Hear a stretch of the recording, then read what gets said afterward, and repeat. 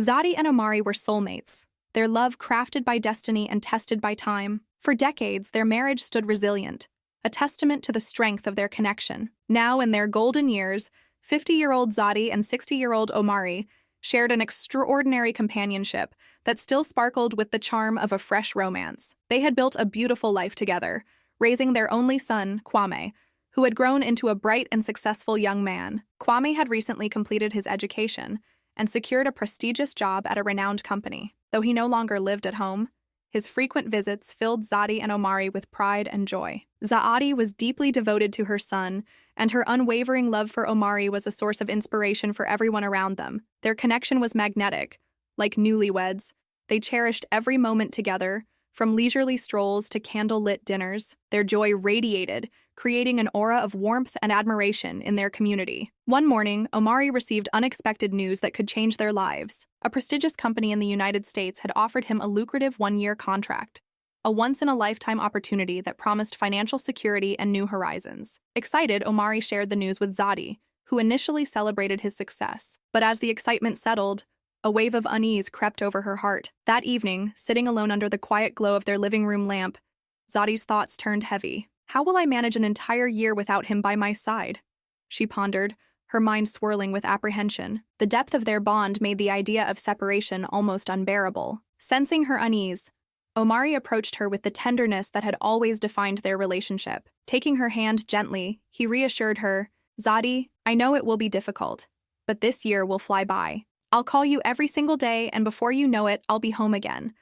Our love is strong enough to bridge any distance." The day of Omari's departure arrived, and the bittersweet emotions were palpable. At the airport, Zadi stood by his side, her eyes brimming with tears. As Omari prepared to leave, he turned back, enveloping her in a warm embrace. "This isn't goodbye, my love," he whispered, planting a tender kiss on her forehead. "The days apart will only make our reunion sweeter." Kwame, witnessing his mother's sadness, stepped in to comfort her. "Mom, don't worry," he said softly. "I'll be here for you whenever you need me." Though grateful for her son's support, Zadi couldn't hide the emptiness left by Omari's absence. "Kwame," she said with a faint smile, "no one can replace your father. I'll miss him more than words can express." In the days that followed, Zadi tried to adjust to life without Omari, but the silence of the house was overwhelming. The echoes of shared laughter and conversation were replaced by a haunting stillness. One evening, unable to bear the solitude, Zadi called Kwame. "This house feels so empty without him," she admitted. "Can I stay with you until your father returns?" Kwame, ever supportive, didn't hesitate. "Of course, Mom," he replied.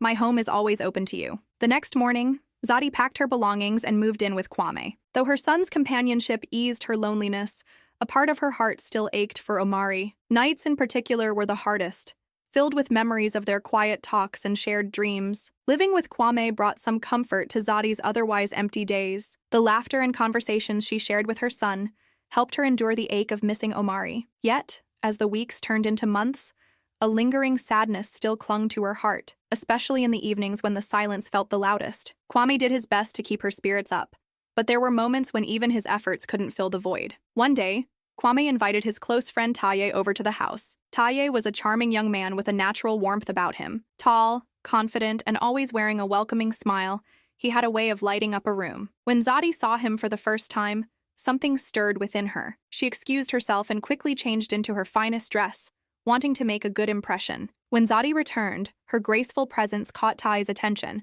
though his reaction was polite and respectful. Throughout their conversation, Zadi found herself drawn to his charisma. His laughter was infectious, and the kindness in his eyes reminded her of the early days of her relationship with Omari. For a brief moment, the weight of her loneliness seemed to lift. Kwame, however, noticed the subtle change in his mother's demeanor. Her sudden decision to dress up and her brightened mood around Taye didn't go unnoticed. Later that evening, after Taye had left, Kwame gently approached her. "Mom," he said cautiously, "I don't think it was necessary to go to such lengths just to meet my friend. It felt unusual." Zadi, taken aback, responded defensively. "I just wanted to look presentable. Is it wrong to want to feel good about myself? You're only saying this because I'm living here with you. Do you think it's easy for me to be away from your father, all alone like this?" Kwame immediately softened, realizing her pain. Wrapping his arms around her, he said, "I'm sorry, Mom. I didn't mean to hurt you. I just care about you so much." His words brought tears to Zadi's eyes, but she held back, unwilling to reveal the depth of her inner turmoil. A few days later, while Kwame was at work, Tai unexpectedly stopped by the house. Assuming Kwame would be home, he was surprised to find only Zadi there. She welcomed him in and offered him something to drink, their conversation flowing easily. As Tai prepared to leave, Zadi suddenly reached out, her emotions overwhelming her. In a moment of weakness, she kissed him. Taye, startled, hesitated, but his own emotions took over. What began as an innocent visit turned into something neither of them had planned. As the moment passed, guilt washed over both of them. Tai, visibly shaken, muttered, "I've betrayed my friend. I don't know how I can face Kwame after this." Zadi, overwhelmed by regret, replied, "Taye, this was a mistake. I don't know what came over me. Please let this stay between us. I can't bear for Omari or Kwame to ever find out. I was just so lonely." The day after that fateful encounter, Zadi's guilt began to consume her. She avoided Kwame as much as possible, her heart heavy with the weight of her actions. But the strain was evident. Her once warm and lively demeanor turned distant, and Kwame couldn't help but notice. One evening, as Kwame arrived home from work, he found Zadi unusually quiet. Concerned, he asked, "Mom, is everything okay? You've been acting differently lately." Zadi forced a smile and replied, "I'm just missing your father, that's all." Though Kwame wanted to believe her, something about her tone felt off. Then, as if her body could no longer bear the emotional burden, Zadi suddenly fainted one afternoon. Panicked, Kwame rushed her to the hospital. The doctor conducted a thorough examination and, after observing signs of recent physical strain, gently suggested that Omari return home to care for her. This raised Kwame's suspicions. How could his mother, who had been living quietly at home, show such signs? When Zadi regained consciousness, Kwame pressed her for answers. "Mom, what's going on? The doctor said something that doesn't make sense. Please, tell me the truth." Zadi initially tried to deflect his questions, but Kwame's persistence finally broke through her defenses. With tears streaming down her face, she confessed everything: the loneliness that had consumed her, her moment of weakness, and the kiss she had shared with Taye. Kwame was stunned. The betrayal struck him deeply, not just because of what his mother had done, but because it involved his close friend. Overwhelmed with anger and disappointment, Kwame confronted Taye the very next day. "How could you do this to me, to my family?" he demanded. Taye, filled with shame, could barely meet Kwame's eyes. "I'm sorry," he said, his voice trembling. "I made a terrible mistake. I don't know how to make things right." Kwame, unable to contain his fury, reported Taye to the authorities, ensuring he faced consequences for his actions. At the same time, he urged Zadi to return to her own home. "Mom," he said, his voice heavy with emotion, "I love you, but I can't have you staying here after this. I need time to process everything." Alone in her house once more, Zadi was left to grapple with the repercussions of her actions. The walls seemed to close in on her, each quiet moment a reminder of the trust she had broken. Consumed by regret, she finally mustered the courage to call Omari and confess everything. She spoke through tears, her voice trembling as she laid bare the truth. Omari, still overseas, was silent for a long moment. When he finally spoke, his tone was calm but firm. "Zadi," he said, "I need time to think about this. When I return, we will discuss it. For now, I ask that you reflect on what happened and why." The days dragged on, each one heavier than the last. Zadi felt the weight of her choices pressing down on her, and for the first time she realized just how much her loneliness had clouded her judgment. All she could do now was wait. For Omari's return, for Kwame's forgiveness, and for a chance to rebuild the trust she had shattered. The days leading up to Omari's return were agonizing for Zadi. Each moment was filled with self-reflection, regret, and a longing to make amends. She replayed her actions over and over, wondering how she could have allowed herself to falter. The silence of the house, once oppressive, now seemed like a mirror, reflecting her mistakes and the pain she had caused. When Omari finally returned, the atmosphere in their home was heavy with unspoken words. Zadi stood at the door, her heart pounding as she prepared to face the man she loved. Omari's expression was unreadable, calm yet distant. He stepped inside, placing his bags down with a deliberate slowness, and turned to face her. "Zadi," he began, his voice steady but laced with emotion, "I've had time to think about everything you told me. I won't lie. I'm hurt, disappointed, and confused. But I also know that love, true love, is not without its trials. What we've built over the years is worth fighting for. But I need to understand why this happened." Zadi's tears began to flow as she spoke. "Omari, I was lost without you. The loneliness consumed me in ways I didn't expect. I made a terrible mistake, one I can't undo, but I am deeply sorry. I let my emotions get the better of me, and I betrayed not only you, but also myself. Her voice broke as she added, I know I don't deserve your forgiveness, but I will do anything to earn back your trust. Omari sighed deeply, the weight of her words settling over him. Zadi, trust is not rebuilt overnight, but I believe in the love we've shared all these years. If we are to move forward, we must confront this together. I forgive you, but I need to see that this will never happen again. His words brought a glimmer of hope to Zadi's heart. She nodded earnestly, vowing to never take their bond for granted again. I promise, Omari, she said, her voice filled with sincerity.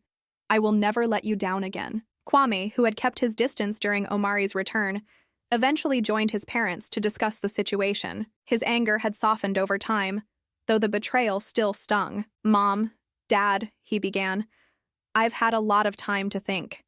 What happened hurt me deeply, but I can't ignore the love and strength I've seen in you two over the years. If you're willing to work through this, I'll support you. Zadi's eyes filled with gratitude as she reached for her son's hand. Kwame, I'm so sorry for everything. I never meant to hurt you or your father. Thank you for giving me another chance. As the family began to heal, Kwame decided to address the situation with Taye. Though it was difficult, he ultimately chose to release his former friend from jail, recognizing that holding on to anger would only prolong the pain. When they met, Kwame's words were firm but forgiving. Tay, what you did was wrong, but I've realized that holding on to resentment won't help anyone. Learn from this and never make the same mistake again. Tay, overwhelmed with remorse, apologized sincerely. Kwame, I don't deserve your forgiveness, but I'll work to prove I've learned from this. I'm sorry for everything I've done. Over time, the relationships among Zadi, Omari, Kwame, and even Tay began to mend. Though scars remained, they chose to focus on rebuilding trust and moving forward. Zadi and Omari's love grew stronger as they worked through their challenges, showing those around them that even the deepest wounds could heal with time, understanding, and forgiveness. In the months that followed, life slowly returned to a semblance of normalcy. Zayadi and Omari recommitted themselves to nurturing their bond, spending time together and rebuilding the foundation of trust that had once seemed unshakable. Their love, though tested, emerged stronger, a testament to their shared resilience. Zayadi found solace in Omari's forgiveness, but she also knew that her journey toward redemption was ongoing. She poured her heart into their relationship, ensuring that every action reflected her gratitude for the second chance she had been given.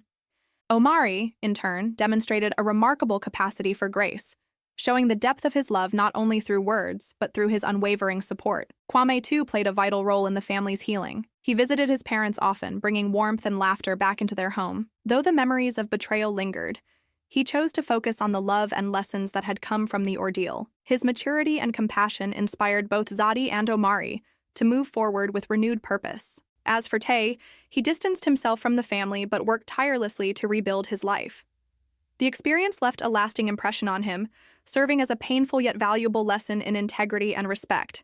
Though his friendship with Kwame was forever changed, he carried the weight of his actions as a reminder of the importance of trust and accountability. The community, once a silent witness to Zadi and Omari's seemingly perfect union, watched in awe as the couple transformed their adversity into a powerful narrative of forgiveness and resilience. Their story became an example for others, proving that even the most fragile relationships could be repaired with patience, humility, and genuine effort. One evening, as the family gathered for dinner, Zadi looked around the table, her heart swelling with gratitude. I've learned so much from all of this, she said, her voice steady but filled with emotion. Love isn't just about the happy moments. It's about facing the difficult ones together, learning from them, and coming out stronger. Thank you both for believing in me. Omari smiled warmly, reaching for her hand. We've all grown from this, Zadi, and as long as we continue to choose love and forgiveness, there's nothing we can't overcome. Kwame nodded in agreement, adding, what matters most is that we've stayed together as a family. That's what makes us strong. As the evening wore on, the house was filled with the sound of laughter and conversation, a stark contrast to the silence that had once haunted its walls. The bond between Zadi, Omari, and Kwame had been tested, but it had also been renewed, shining brighter than ever before. And so their story became one of love's ultimate triumph, a reminder that even in the face of betrayal and pain, forgiveness could pave the way for healing, and understanding could transform even the deepest wounds into sources of strength. Thank you for watching. If you enjoyed this story and its heartfelt lessons, don't forget to like, share, and subscribe for more tales of love, resilience, and inspiration. See you in the next one.